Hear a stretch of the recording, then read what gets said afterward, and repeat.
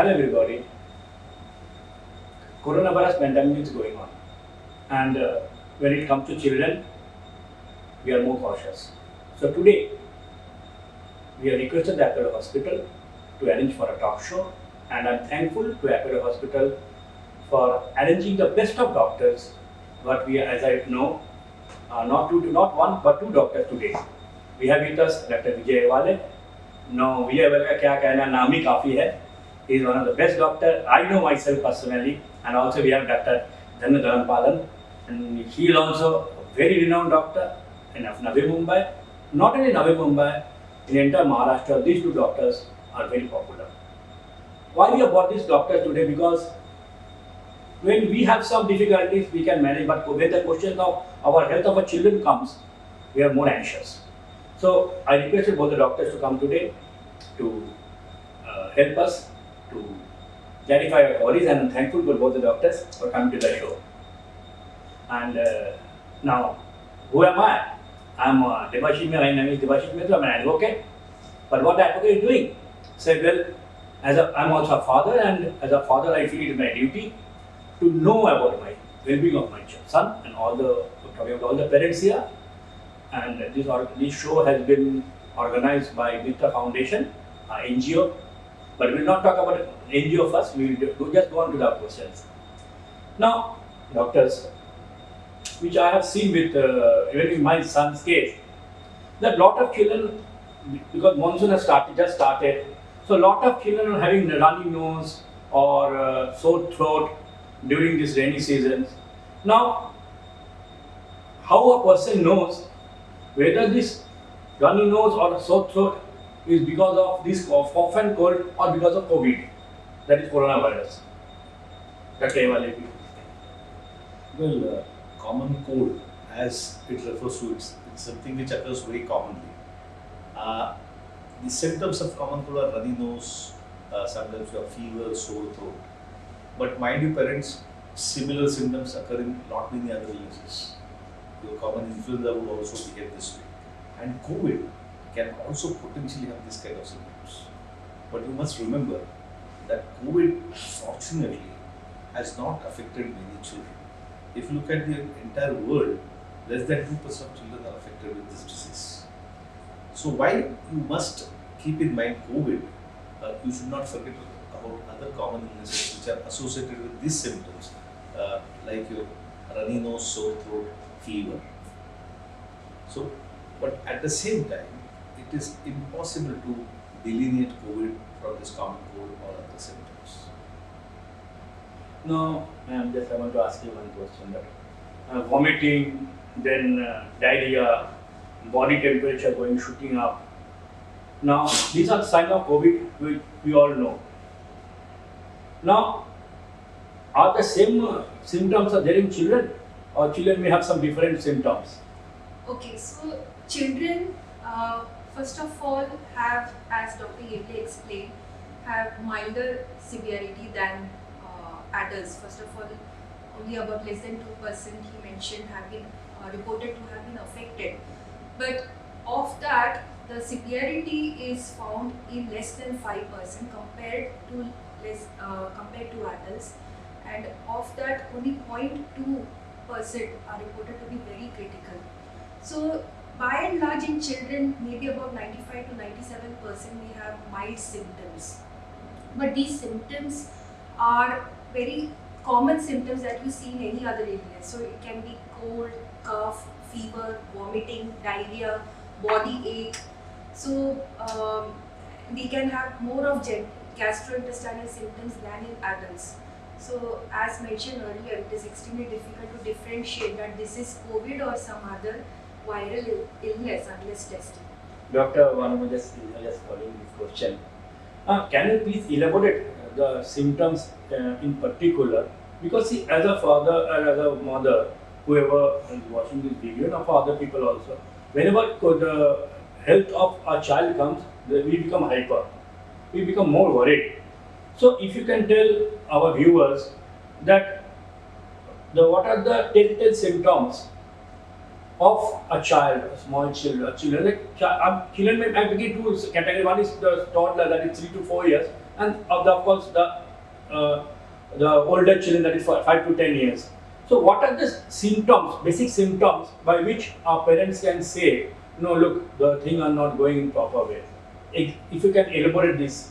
Okay, so what we know so far is from the literature, and especially we have got this data from China, where they have seen that most commonly children are presented with fever, throat pain, shortness of breath, cough, and headache and myalgia. Less than 1% may have conjunctivitis. Now, as a in this monsoon period, as I said, it is extremely difficult to say whether this is a simple viral illness or this is COVID. But as a parent, I would say that if the fever is persistent and there are some red flags to watch for, like if you have difficulty in breathing, the fever is not going away beyond 48 to 72 hours, and you feel unusual about this illness, definitely you have to early do the medical consultation. But otherwise, the symptoms are more or less similar, and you should get supportive management, which we will discuss. I mean, while I perfectly understand that parents getting hyper when the children get these kind of symptoms, there is nothing unnatural about it. But at the same time, remember that we both have been saying repeatedly that children are affected less. Symptoms are common to many other viral illnesses. With the monsoon setting in, we must keep in mind other common viral illnesses like influenza, common cold, your viral gastroenteritis where a child can have loose motions, vomiting, abdominal pain, fever. So the best policy would be not to panic, try and consult your doctor, and then your family doctor or your pediatrician will be in the best position to advise you if one needs to carry out any testing. And Dr. Dhanya has already alluded to what are the danger signs that that a parent must look for in the child. Dr. Eval, so there is nothing that immediate medical attention we don't have to. Not really. See, may it be COVID or otherwise, what one needs to do is most of these viral illnesses, COVID is also coronavirus. Most of the viral illnesses, child would get fever. And with the fever, that makes the child uncomfortable. So an attempt should be made to comfort the child by using simple medicines like paracetamol until such time that you reach your doctor and make the child comfortable. Give good fluids, take care of nutrition, continue to feed the child. Say if you have a very young baby, less than a year, who is on breast milk. Breast milk is the best thing that a child can be given because acceptance even during illness is pretty good, and it gives adequate calories, adequate proteins, and adequate defense factors. A little grown-up child, you continue to give. If the child is reluctant to eat, try and give him something that the child likes. So that would, and until such time that you reach a doctor, these home remedies can be tried. Just want to add that most of the viral illnesses, the child is active and playful as soon as the fever goes down. So if your child is not playful and active, even if the fever goes down or is passing less urine, all these are concerning points, because we should not always think that it's about COVID, because there are various other infections. There are infections like dengue. Dengue has started in our city. So basically, this is a principle of any infection, that when your child has fever, give paracetamol. Between the fever spikes, if your child is not active, playful, not passing urine well, has difficulty in breathing, or is not does not have normal sensorium, definitely you should consult your doctor as early as possible. And doctor, thank you very much, because I also as a father also a little bit was worried about this thing now, and I think our viewers also, the worry is going down. So one thing, both of you are saying that with the children we have very less chance of getting COVID-19. Now, as you say, the most best patient of COVID is an adult. Now, can you tell me just for my general knowledge purpose, and there may be many of them there also they want to know, that is there any reason as to why coronavirus is not affecting the children, are affecting more the adults? I would like to clarify here that actually COVID affects all ages equally. It is just that the severity is so much in adults that testing etc. is done more in adults. So it is not like children are spared. Just that in children, the symptoms may be mild or children may not even have fever. So basically it is just about the severity, but they can be affected equally. Now why it is more severe in adults, there are some reasons, medical reasons, that this virus attaches to particular type of receptors in the lungs which are more present in the adults than in children. Secondly, as you know that COVID becomes more severe when you have underlying heart problem, diabetes. All these issues are very less common in children. Okay. So there are several other medical reasons, but but COVID can affect anyone, irrespective from a newborn to an adult. Your comments? Yeah, so what she says is absolutely right. The virus has to enter your body and has to find some place to go and lodge. So those lodging sockets, for to put it in very simple words, are less found in children. That is perhaps one of the reasons that scientists say that the lungs are spared and children don't get seriously. But as I cannot agree more on what she has said, that if you have children with this what we call as comorbidities, other chronic diseases of lungs, of kidney, of heart, or I'm sure you must be aware that even children have diabetes. If they have these associated conditions, COVID can be bad even in children. Okay. And Dr. Reval, it's a fun stuff that I'm asking. Now, normally we see that if you have even a symptom, even asymptomatic, so what we do is that we put in quarantine, or like 15 days home quarantine. Now, do you suggest that if there are symptoms with the child, should we quarantine them in one room? See, basically, as I said, most of the children contract disease from the adult contacts with the parents. A few things that I would want to clarify, that quarantining a small child is very difficult.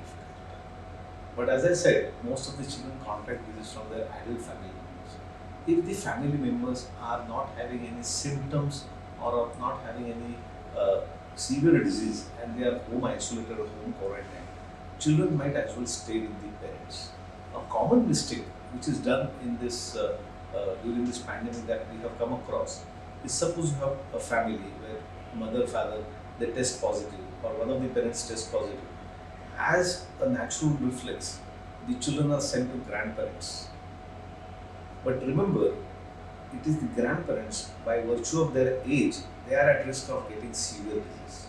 So please refrain from sending your children to grandparents or any elderly persons in the family for them to look after the children, because you never know that when the mother or father tests positive, children might have already contracted the infection. He may not display any symptom, but this child is a potential source of infection for the carrier, and this child can affect the grandparents, who in turn can have a very bad disease. Okay. You must have seen that all adults who are 60 years and above, the disease has really affected them very severely and they're having bad outcomes.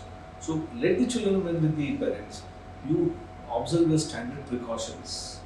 Teach them cough etiquettes, even children. This is the best time to teach them hand hygiene, cough etiquettes, cold etiquettes, cleanliness, and it is advisable that children stay with the parents. So it is not advisable to send the children to their grandparents. Absolutely. One more, doctor.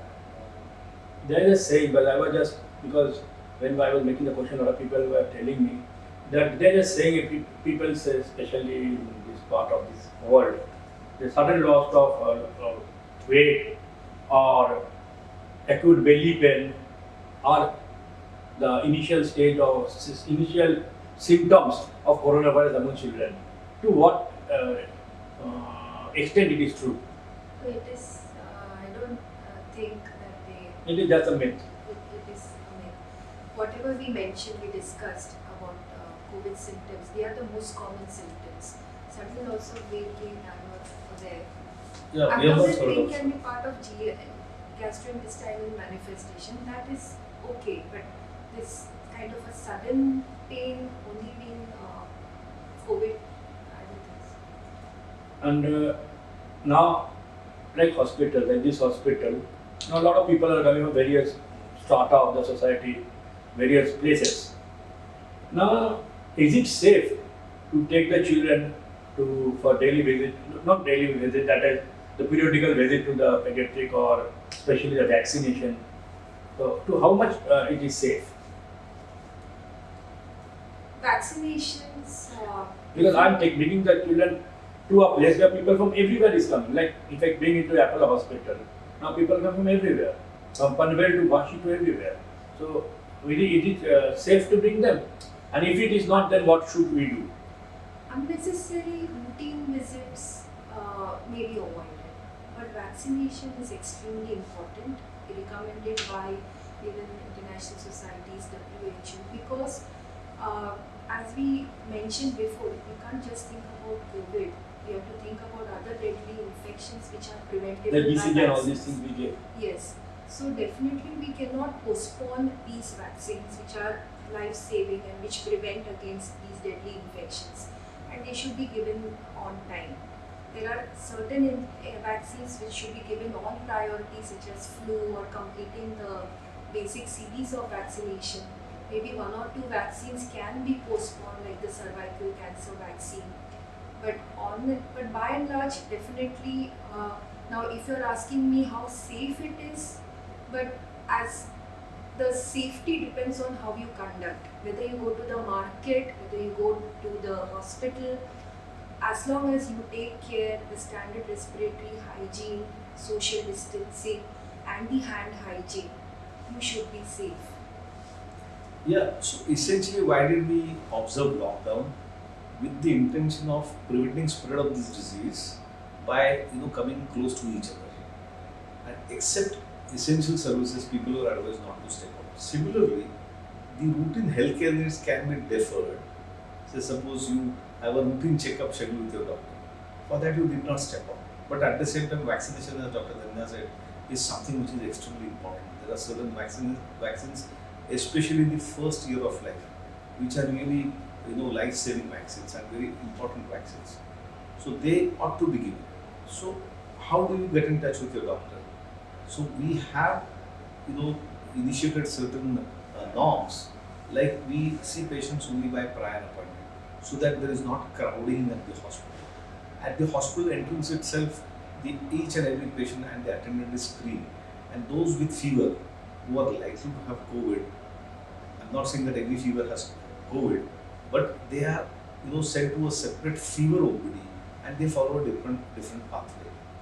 Those without fever, those who come for vaccination, are sent to the pediatric OPD, where adequate precautions are taken to protect these children from getting infection.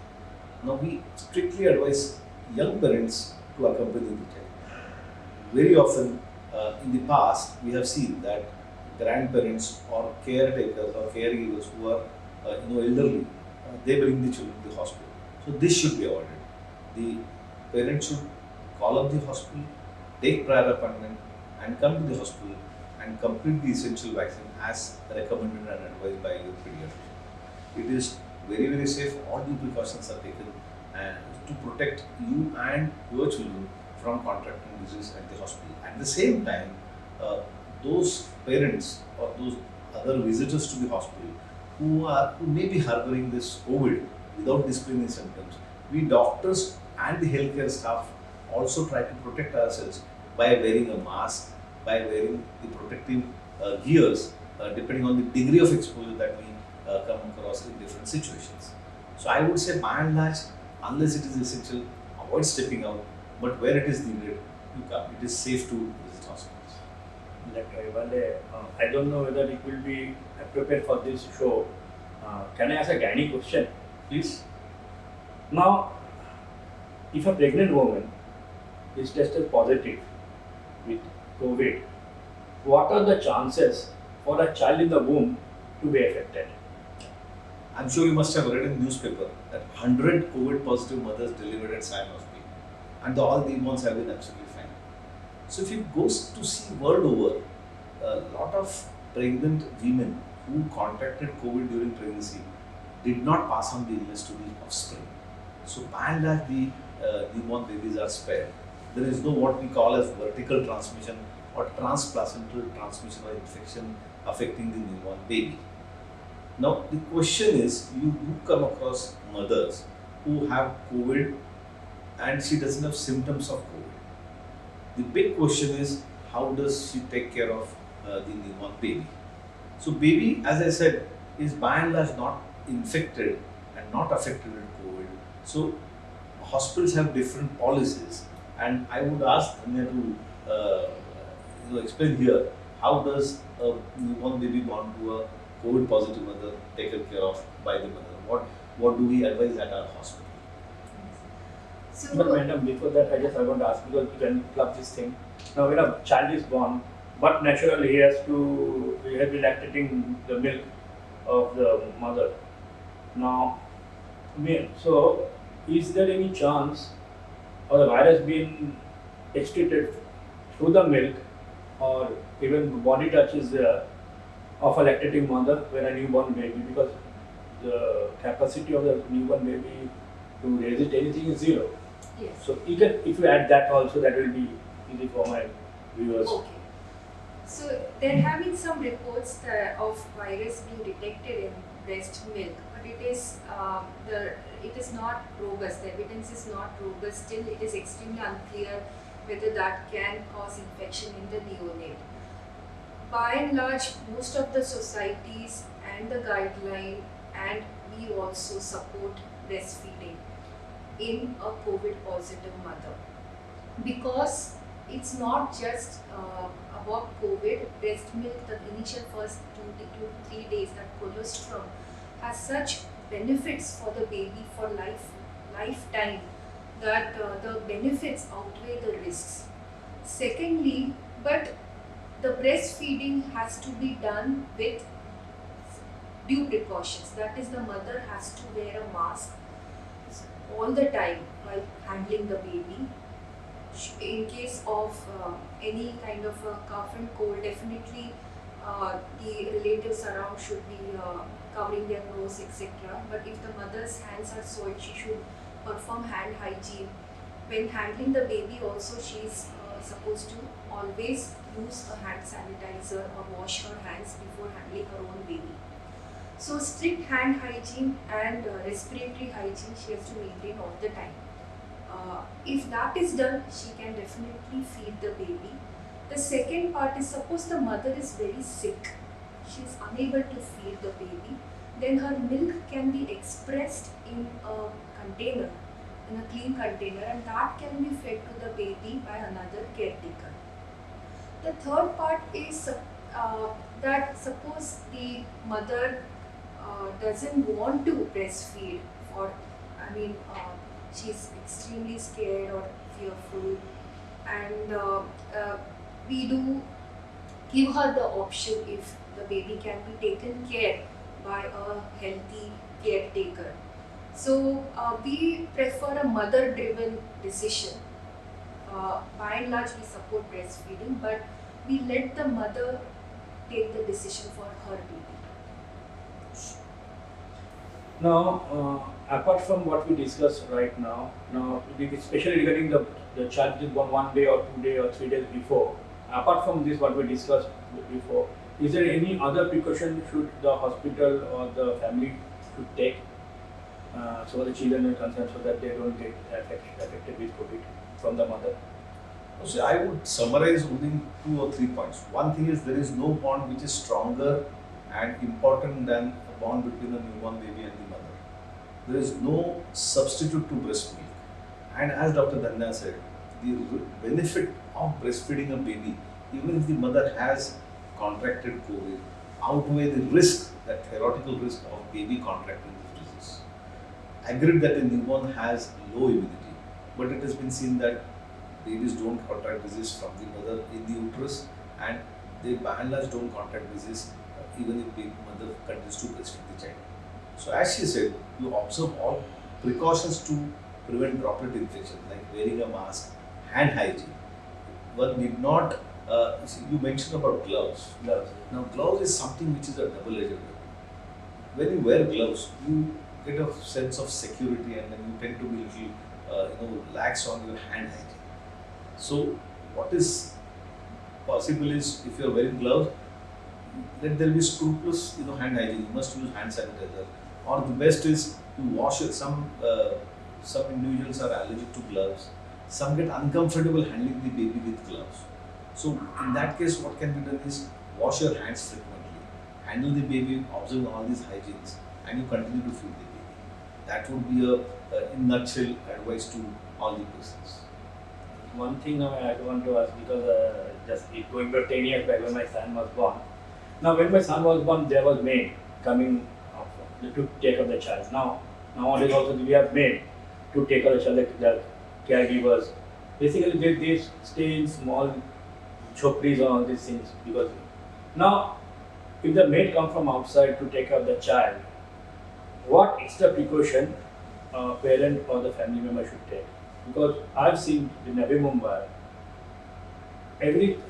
out of 10, in 9 cases, some maids are coming to take care of the child, either for the malish or for the giving child a bath or whatever. So, what other precautions as a parent we should take? Where maid we cannot say no. So, keeping in mind, don't say that maid ko mat bulao. No. See, the virus knows no gender, no occupation. It doesn't differentiate anybody. And the principles will remain same, whether it is the maid, whether it is a relative, whether it is a family member, that when you're handling the baby, you can wear, if you're of course coming from outside like a maid, then she has to wear a mask and always maintain that hand hygiene. If she's carrying the baby, maybe it would be advisable to have some kind of a daily washable wraparound gown, because they are coming from outside, traveling outside. So, because when they hold the baby comes in contact with the clothes. But the principle remain the same: hand hygiene, wearing mask, and you can have a clean washable A gown we can keep it in the house. which Whenever can be you washed come, you daily. can come wear it, and once when you are going, wash it, hang it there. Correct. Tomorrow when you come again, you wear that. Correct. And So mask that you wear it. the maids have to be taught about what mistakes are usually done. Is it's not just about wearing the mask. As I said, it's about how you handle the mask also. The most contaminated part of the mask is the front part. And many times people who are not used to wearing the mask, they keep adjusting from the front. They keep touching from the front. So the front part should not be touched. If you want to handle the mask, it should be from behind. Because otherwise your hands But we get should go like this. We should contaminated. go like this only. Yeah, so now Like- if you like want this to only. adjust, you should not touch Like from like the front. like this only. This is not the proper way. Yeah, so now once This you is the have proper touched way. the front part, the hands become contaminated. Okay. So then you have to perform So hand hygiene. what we have to do like with these portions only. Yes, We are not supposed to touch not the this. front part. Okay. And then suppose you have accidentally touched the front part, then Wash you have the to wash your hands. So these things are more important. Again, wearing the mask. I've seen people wearing mask with the nose uncovered. I've seen a lot of people like this.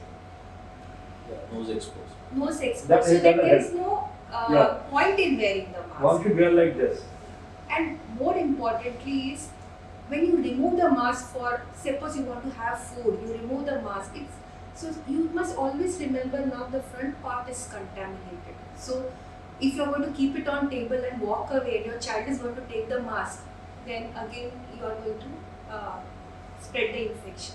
So keep it in a place away from your children, on a table. You put paper beneath and place it, and remember to keep it upside down. So these things are important, that to prevent infection. Yeah, a very valid point has been raised by you. There are lots of arguments going on in different societies. We will see some societies are not allowing the maid inside. Some housing societies allow them to be inside. Some say you must have a maid which would be staying with you. There will be no to and fro traffic which will be allowed in the society. But as Dr. Dhanna said, what you need to observe, you try and understand how corona spreads. When you speak, cough or sneeze, the droplets are thrown in the air. So they can directly, you can get infected from those droplets. That is why you observe social distance of minimum counter between the two persons. We all have every mask. Absolutely. And that is where the mask plays a role. Mm. Secondly, when you cough or sneeze, it conventionally, invariably we see individuals coughing or sneezing, and they cover We their should do mouth like this. like this. And when you cough or sneeze, your droplets on your palms, Mm. and then you invariably touch your face and mouth 100 times a day, and then the droplets which are settled on the palms, they are likely to contaminate your own secretions, and you tend to you are likely to get infected. Third, when you sneeze or cough, these droplets ultimately with gravity settle on some say this tabletop. So if a person who has COVID coughs or sneezes, the droplets would settle on surfaces or say door handle, doorknob, and somebody else would come and touch that, and inadvertently touches his mouth or face, he is likely to get infected. And that is why we use these disinfectants, we advise cleaning. So as she said, ask the maid if she's coming from outside to take a good wash hands and feet properly, and it will be advisable to give a gown, so that if at all there is some viruses which are settled on the clothes, the baby is not at risk of contracting infection from those settled viruses. Now, when you're talking about toddlers and small babies, now you see small babies crawl in the house, in the hall, etc. Now, normally in this case, present case, when the question of droplets are coming like this and they settle, and we heard that it takes for 8 to 10 hours for it to go down. So, what sort of disinfectant we should use while cleaning the floor? For home cleaning, normal disinfectants like phenol is Phenyl. good enough. Even if you don't have a disinfectant and if you have soap water and you clean it, because it is the more of cleaning action that is important, that is also good enough. So disinfectant can be, you don't have to go for higher disinfectants that you use in hospitals. Unless you have a patient who is home quarantined and who is definitely infected with COVID. Okay. In that case, What should we use? In that case, you have sodium hypochlorite is one To repeat disinfectant. the word. You can use sodium hypochlorite as a disinfectant, which can be used to, or hydrogen peroxide, which can be used to clean the surfaces. And I'm sure those who get home quarantined or home isolated because of COVID, there is advice given by the public health authorities and the treating doctors how to take care of the home environment. Now I'm going to do a bit, make it lightly lighter, we were going very deep inside. So now going about the mask which we are holding. Now for us there is a mask which is standard size. Now for children we don't get much mask. Even for my son I have to order from outside to get a mask. Now children masks, that is small size masks, are generally not available. In that case, how can a parent ensure that the mouth and nose of the child is properly covered? For children, we recommend cloth masks, but we do not recommend masks for age less than 2 years. I'm talking about it, like For, my son, 10 years old. 10 years. So you can make any homemade, made of the cloth. You can customize the mask with the size to ensure that it covers the nose and mouth. But otherwise, if you have mask which you can tie from the back, it can be adjusted.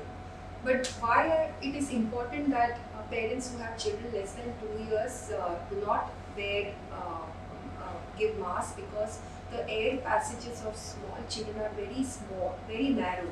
So if they wear mask, they can feel suffocated, and they are too young to communicate that. They are too young to remove that, and little bigger toddlers, they will not allow you to keep the mask on. They will keep fiddling with it, and that can cause further risk of contamination. So less than 2 years, definitely don't wear a mask, but above 2 years for children, you can just make the size of the mask smaller, that is good enough. Anyways, N95 is not recommended for children or for general people, it's only for the healthcare staff. So homemade mask can be easily tailored.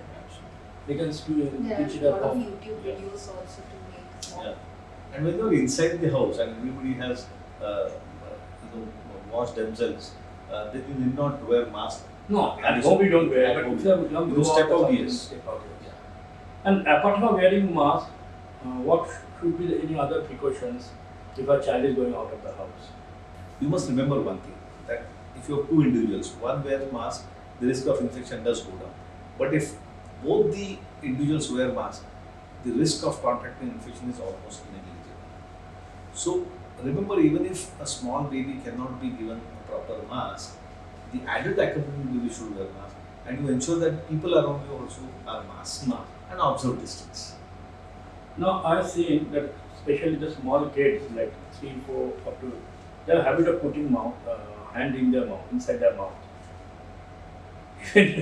We also sometimes put our mouth. So now then the concept of hand hygiene is gone. Now to how to take care of that?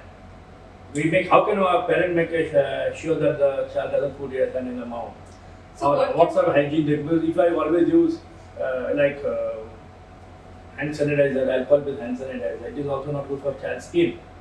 And every time you don't get soap and water, and if I suppose I have to go to the doctor, the hospital for suppose even for vaccine, there is a chance of putting mouth in.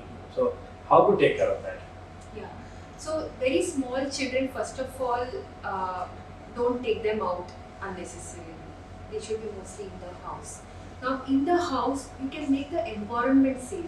Their toys that they handle frequently, or the surfaces that they handle frequently, they can be easily washed Clean water with soap and water. soap and water.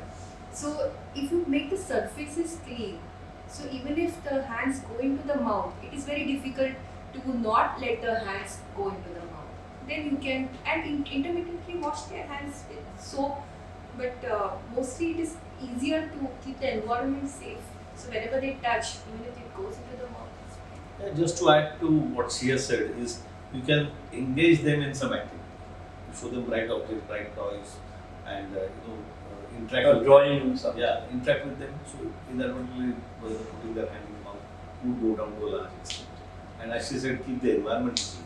That is very important. Now, few questions like when the regular children little bit grow helps in combating COVID-19 for the children, like Mossambi, lemon, or then oranges, Well, when it comes to vitamin D, and vitamin C more. yeah, so vitamin D is routinely given as a supplement to all children up to the age of 1 year, whether they are breastfed or not.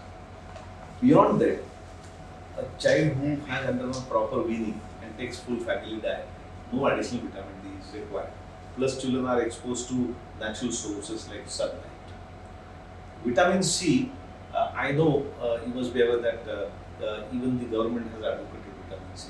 It's like any other vitamin, but if you take adequate vitamin in your diet, again this extra supplement would not really add much to your immunity. But it would not at the same time do any harm also. And vitamin C sources are your citrus fruits, your custard apple, and all citrus fruit will give good amount of vitamin C. So you don't have to really indulge in taking medicated vitamin C. Vitamin D, the only its problem here is that because of lockdown, children have not been going out in the sun. So maybe if you give some supplement of vitamin D, it's fine, because since past 3 months they have not been out and getting sunlight. But otherwise, as Dr. Yevli said, it is mainly the balanced diet that is more important than anything. Can you suggest a meal plan for a child, like so that their immunity are boosted? A meal plan, a normal meal plan. So normal meal plan would be breakfast, lunch, dinner, and mid-meal snacks between the. And what will the breakfast type of lunch. food?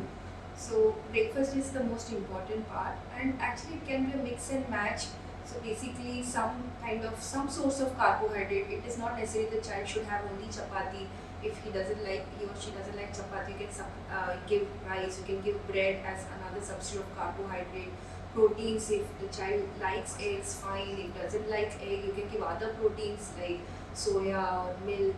Basically, it is not that you have to give a particular food. Whatever the child likes, actually we can adjust our food meal accordingly. We don't have any specific meal for a particular person, but by and large, cereals, pulses, some green leafy vegetables at least twice a week, and fruits, lot of fruits which will give lot of multivitamins. That is all in general. Absolutely. In the grown up child especially, see that adequate fruits and vegetables are included in the thali. That is. And last question which I would like to ask. Now, lockdown is going to be over someday or the other.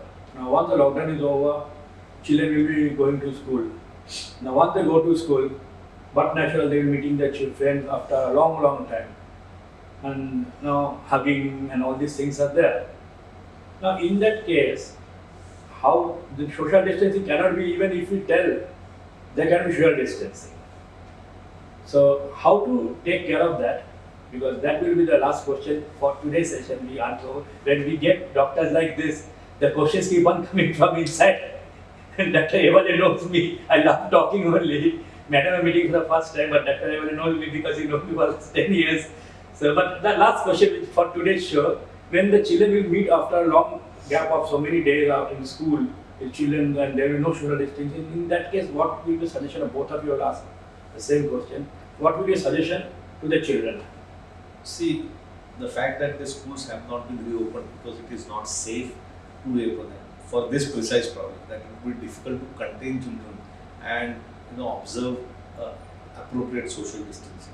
So there would come a time when the infection force of spread would go down, force of transmission would go down, and that's the time when the schools will be open. And as you said, it will be very difficult to constrain children from mixing with each other.